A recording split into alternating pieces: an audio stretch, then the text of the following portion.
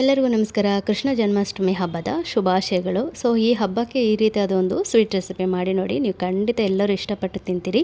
ಮಾಡೋದು ಕೂಡ ತುಂಬ ಸುಲಭ. ಬನ್ನಿ ಇದನ್ನು ಹೇಗೆ ಮಾಡೋದು ಅಂತ ನೋಡೋಣ. ನೋಡಲಿಕ್ಕಿಂತ ಮುಂಚೆ ಈ ವಿಡಿಯೋ ಇಷ್ಟವಾದಲ್ಲಿ ಫ್ರೆಂಡ್ಸ್ ಆ್ಯಂಡ್ ಫ್ಯಾಮಿಲಿಗೆ ಶೇರ್ ಮೂಲಕ ಸಪೋರ್ಟ್ ಮಾಡಿ, ತುಂಬ ಲೈಕ್ ಮಾಡಿ. ಸೊ ಬನ್ನಿ ಇದನ್ನು ಹೇಗೆ ಮಾಡೋದು ಅಂತ ಬೇಗ ತೋರಿಸ್ಕೊಡ್ತಾ ಇದ್ದೀನಿ, ಟೈಮ್ ವೇಸ್ಟ್ ಮಾಡೋದಿಲ್ಲ.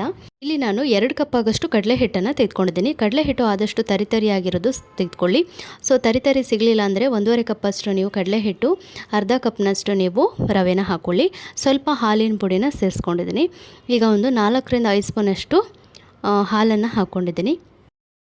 ಈಗ ಇಲ್ಲಿ 4 ಸ್ಪೂನಷ್ಟು ತುಪ್ಪವನ್ನು ಸೇರಿಸ್ಕೊಂಡಿದ್ದೀನಿ. ನೀವು ತರಿಯಾಗಿರೋವಂಥ ಕಡಲೆ ಹಿಟ್ಟು ಸಿಕ್ಕಿದ್ರೇ ಚೆನ್ನಾಗಿರುತ್ತೆ. ನನಗೆ ಸಿಕ್ಕಲಿಲ್ಲ, ಅದಕ್ಕೆ ನಾನು ಸ್ವಲ್ಪ ಅರ್ಧ ಕಪ್ನಷ್ಟು ರವೆನೇ ಸೇರಿಸ್ಕೊಂಡಿದ್ದೀನಿ. ನೀವು ತರಿಯಾಗಿರೋವಂಥ ಕಡಲೆ ಹಿಟ್ಟನ್ನು ಉಪಯೋಗಿಸಿ ಮಾಡಿ, ತುಂಬಾ ಚೆನ್ನಾಗಿರುತ್ತೆ. ಸೊ ಈಗ ಇಲ್ಲಿ ನಾನು ರವೆ ಹಾಕಿದ್ದೀನಿ ಅಂದರೆ ಸ್ವಲ್ಪ ಟೇಸ್ಟ್ ಚೆನ್ನಾಗಿರುತ್ತೆ ಅನ್ನೋಕ್ಕೋಸ್ಕರ ಮಾತ್ರ. ಈಗ ಈ ರವೆ ಮತ್ತು ಹಾಲು, ತುಪ್ಪ ಮತ್ತು ಎಲ್ಲ ಪುಡಿ ಹಾಕಿದ್ವಲ್ಲ, ಅದನ್ನು ಚೆನ್ನಾಗಿ ಮಿಕ್ಸ್ ಮಾಡ್ಕೊಳ್ಬೇಕು. ಈಗ ನೋಡಿ, ಚೆನ್ನಾಗಿ ಉಜ್ಜಿ ಮಿಕ್ಸ್ ಮಾಡ್ಕೊಳ್ಬೇಕು. ಈಗ ಚೆನ್ನಾಗಿ ಮಿಕ್ಸ್ ಆಗಿದೆ, ನೋಡ್ತಾ ಇದ್ದೀರಲ್ಲ.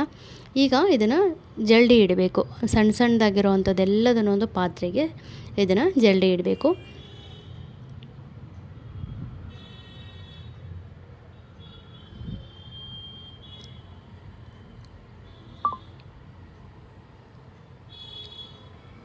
ನೋಡಿ ಈ ರೀತಿ. ಇಲ್ಲ ನಮಗೆ ಇದು ಕಷ್ಟ ಆಗುತ್ತೆ ಅನ್ನೋದಾದರೆ ಮಿಕ್ಸಿಯಲ್ಲಿ 2 ರೌಂಡ್ ಮಾಡ್ಕೊಂಬಿಡಿ, ನಿಮಗೆ ಜಲ್ಡಿ ಹಿಡಿಬೇಕಂತಲೇ ಇಲ್ಲ. ಸೊ ನೋಡಿ, ನಾನು ಈ ತುಂಬ ಗಂಟಾಗಿರೋವಂಥದ್ದನ್ನು ನಾನು ಮಿಕ್ಸಿಗೆ ಹಾಕಿ ಪುಡಿ ಮಾಡ್ಕೊಳ್ತಾ ಇದ್ದೀನಿ.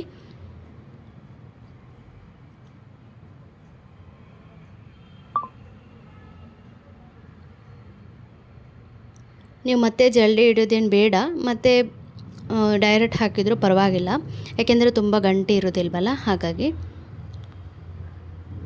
ಈಗ ನೋಡಿ, ನಾನು ಪೂರ್ತಿ ಈ ರೀತಿ ಮಾಡ್ಕೊಂಡಿದ್ದೀನಿ, ತರಿಯಾಗಿದೆ. ಈಗ 1 ಕಪ್ಪಷ್ಟು ನಾನು ರವೆನ ತೆಗೆದುಕೊಂಡಿದ್ದೀನಿ. ಅರ್ಧ ಕಪ್ನಷ್ಟು ನೀರನ್ನ ಸೇರಿಸ್ಕೊಂಡಿದ್ದೀನಿ. ಯಾವ ಕಪ್ಪಲ್ಲಿ ಕಡಲೆ ಹಿಟ್ಟನ್ನು ತೆಗೆದುಕೊಂಡಿರ್ತೀರೋ ಅದೇ ಕಪ್ನಲ್ಲಿ 1 ಕಪ್ಪಾಗಷ್ಟು ಸಕ್ಕರೆ, ಅರ್ಧ ಕಪ್ನಷ್ಟು ನೀರು ಹಾಕಿ 1 ಎಳೆ ಪಾಕ ಬರೋ ತನಕ ಇದನ್ನು ಕುದಿಸ್ಕೊಳ್ಳಿ. ಈಗ ನಾವು ಇದನ್ನು ಸೈಡಲ್ಲಿ ಎತ್ತಿಟ್ಕೊಳ್ಳೋಣ. ಈಗ ಮತ್ತೆ ಒಂದು ಪಾತ್ರೆಯಲ್ಲಿ 1 ಕಪ್ಪಷ್ಟು ತುಪ್ಪನ ಹಾಕ್ಕೊಳ್ತಾ ಇದ್ದೀನಿ ನಾನಿಲ್ಲಿ. 2 ಕಪ್ಪಾಗಷ್ಟು ಕಡಲೆ ಹಿಟ್ಟಿಗೆ 1 ಕಪ್ಪಾಗಷ್ಟು ತುಪ್ಪ, 1 ಕಪ್ಪಾಗಷ್ಟು ಸಕ್ಕರೆ. ಆಯಿತಾ? ಈಗ ತುಪ್ಪ ಚೆನ್ನಾಗಿ ಮೆಲ್ಟ್ ಆಗಲಿ.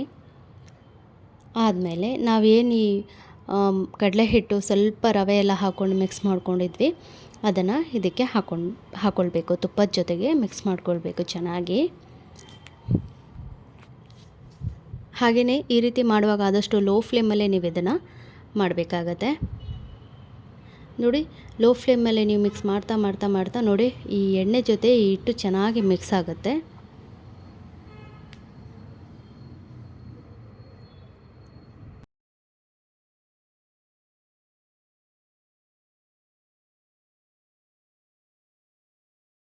ಈ ರೀತಿ ಮಿಕ್ಸ್ ಮಾಡ್ತಾ ನಿಮಗೆ ಸ್ವಲ್ಪ ನೋಡಿ ಈ ರೀತಿ ಬರುತ್ತೆ. ಮೈಸೂರು ಪಾಕೆಲ್ಲ ನೋಡಿದ್ದೀರಲ್ಲ, ಜೇನುಗೂಡಿನ ಥರ ಆಗುತ್ತಲ್ವ, ಸೊ ಈ ರೀತಿ ಆಗುತ್ತೆ. ನೋಡ್ತಾ ಇದ್ರೆ ಇದ್ರ ಕಲರ್ ಸ್ವಲ್ಪ ಚೇಂಜ್ ಆಗಬೇಕು. ನೀವು ಮಿಕ್ಸ್ ಮಾಡ್ತಾನೇ ಇರಬೇಕಾಗತ್ತೆ. ಇದು ಒಂದು ಅರ್ಧ ಗಂಟೆಯಲ್ಲೆಲ್ಲ ಆಗೋಗಿಬಿಡುತ್ತೆ. ನೀವು ಇದ್ರ ಹಿಂದೆನೇ ಎದ್ಬಿಟ್ರೆ ತುಂಬ ಹೊತ್ತೆಲ್ಲ ಹಿಡಿಯೋದೇ ಇಲ್ಲ.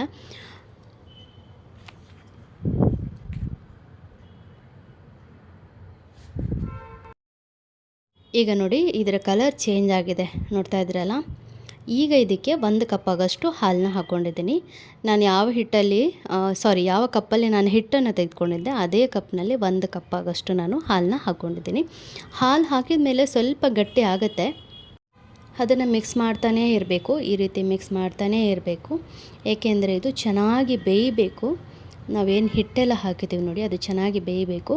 ಮಿಕ್ಸ್ ಮಾಡ್ತಿದ್ದ ಹಾಗೇ ನಾವು ಹಾಕಿರೋಂಥ ತುಪ್ಪ ಬಿಡ್ತಾ ಹೋಗುತ್ತೆ. ಸೊ ಈಗ ಕಲರ್ ನೋಡಿ ಹೇಗೆ ಕಾಣಿಸ್ತಾ ಇದೆ ಅಂತ. ಈಗ ಈ ಪಾಕವನ್ನು ಸೋಸಿ ಹಾಕ್ಕೊಳ್ತಾ ಇದ್ದೀನಿ. ಅಂದರೆ ಸಕ್ಕರೆ ಪಾಕ 1 ಎಲೆ ಬರೆಸಿದ್ನಲ್ಲ, 1 ಎಲೆ ಪಾಕ.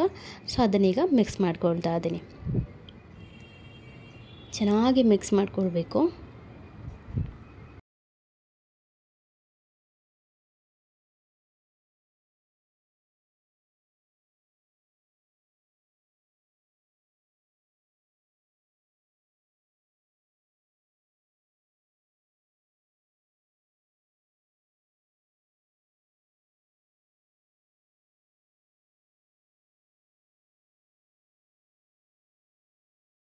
ಈಗ ನಾನು ಇದಕ್ಕೆ ಏಲಕ್ಕಿಯನ್ನು ಹಾಕ್ಕೊಂಡಿದ್ದೀನಿ. ನೀವು ಸಕ್ಕರೆ ಪಾಕ ಮಾಡುವಾಗಲೇ ನೀವು ಏಲಕ್ಕಿ ಹಾಕಿದ್ರೂ ಚೆನ್ನಾಗಿರುತ್ತೆ. ಈಗ ಏಲಕ್ಕಿ ಹಾಕಿದ ಮೇಲೆ ಒಂದು ಸರಿ ಚೆನ್ನಾಗಿ ಮಿಕ್ಸ್ ಮಾಡ್ಕೊಂಡಿದ್ದೀನಿ. ಇಷ್ಟಾದರೆ ಇದಾಯಿತು. ಈಗ ಒಂದು ತಟ್ಟೆಯಲ್ಲಿ ತುಪ್ಪನ ಸವರಿ ಇಟ್ಕೊಂಡಿದ್ದೆ. ಈಗ ಅದಕ್ಕೆ ಇದನ್ನು ಹಾಕ್ಕೊಳ್ಳೋವಂಥದ್ದು. ತುಂಬಾ ಟೇಸ್ಟಿ ಇರ್ತದೆ, ತುಂಬ ಸಾಫ್ಟಾಗಿರ್ತದೆ. ಸೊ ಈಗ ಇದನ್ನು ಒಂದು ಸರಿ ಚೆನ್ನಾಗಿ ಎಲ್ಲ ಕಡೆ ಸ್ಪ್ರೆಡ್ ಮಾಡ್ಕೊಳ್ಳೋಣ. ನೋಡಿ ಹೀಗೆಲ್ಲ ಸ್ಪ್ರೆಡ್ ಆಗಿದೆ. ಈ ಟೈಮ್ನಲ್ಲಿ ನಿಮಗೆ ಯಾವುದಾದ್ರೂ ಡ್ರೈ ಫ್ರೂಟ್ಸು ಹಾಕ್ಕೊಳ್ಬೋದು, ಬಾದಾಮಿ ಹಾಕ್ಕೊಳ್ಬೋದು, ಪಿಸ್ತಾ ಹಾಕ್ಕೊಳ್ಬೋದು, ನಿಮಗೆ ಇಷ್ಟ ಆಗಿರೋವಂಥದ್ದನ್ನು ನೀವು ಹಾಕ್ಕೊಳ್ಬೋದು. ಸೊ ಈಗ ನೋಡಿ ನಾನು ಗೋಡಂಬಿನ ಸಣ್ಣ ಸಣ್ಣ ಮಾಡಿ ಹಾಕ್ಕೊಂಡಿದ್ದೀನಿ. ಸೊ ನೋಡಿ ಈ ರೀತಿ ಪೀಸ್ ಬರುತ್ತೆ. ಸ್ವಲ್ಪ ಕೋಲ್ಡ್ ಮಾಡಿಕೊಂಡ್ರೆ ಇನ್ನೂ ಚೆನ್ನಾಗಾಗುತ್ತೆ. ಸೊ ಹೇಗೆ ಅನ್ನಿಸ್ತು ವಿಡಿಯೋ? ಇಷ್ಟ ಆಯಿತಾ? ಲೈಕ್ ಮಾಡಿ, ಶೇರ್ ಮಾಡಿ, ಸಬ್ಸ್ಕ್ರೈಬ್ ಮಾಡ್ಕೊಳ್ಳಿ. ಸಿಗೋಣ ಮತ್ತೊಂದು ರೆಸಿಪಿಯೊಂದಿಗೆ. ಅಲ್ಲಿವರೆಗೆ ಎಲ್ಲರಿಗೂ ಧನ್ಯವಾದಗಳು.